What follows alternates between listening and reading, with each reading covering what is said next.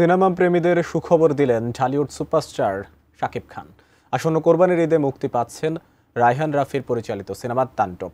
এই উপলক্ষে বৃহস্পতিবার সন্ধ্যায় রাজধানীর একটি অভিজাত হোটেলে সংবাদ সম্মেলনের আয়োজন করে তাণ্ডব টিম। সেখানে শাকিব খান ছাড়াও আরও উপস্থিত ছিলেন সিনেমাটির নায়িকা, ছোট পর্দার জনপ্রিয় অভিনেত্রী সাবিলা নূর, জয়া আহসান, অভিনেতা আফজল হোসেন, নির্মাতা রায়হান রাফি, প্রযোজনা প্রতিষ্ঠান আলফাইয়ের কর্ণধার শাহরিয়ার শাকিল, চরকির সিইও রিদওয়ান রনি সহ অনেকে। তারা জানান, তাণ্ডব বাংলা সিনেমায় নতুন ইতিহাস তৈরি করবে। শুধুমাত্র দেশীয় তারকাদের নিয়ে বাংলাদেশে শুটিং করেও যে আন্তর্জাতিক মানের সিনেমা তৈরি করা যায় তা দর্শকরা তাণ্ডবে দেখতে পাবে বলেও মত সংশ্লিষ্টদের।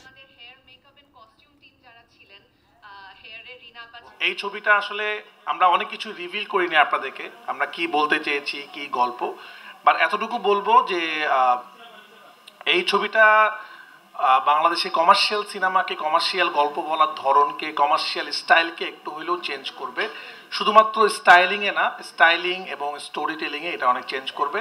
রাফি অসাধারণ একটা সিনেমা বানিয়েছে, এটা আজকে আমি বলে গেলাম, দুদিন পরেই তো সিনেমাটা মুক্তি পাবে, সবাই দেখবে। আমার বিশ্বাস যে প্রত্যেকটা মানুষ সিনেমা দেখে বলবে, যেটা আফজাল ভাই বলল, যে এটা আমাদের দেশের সিনেমা,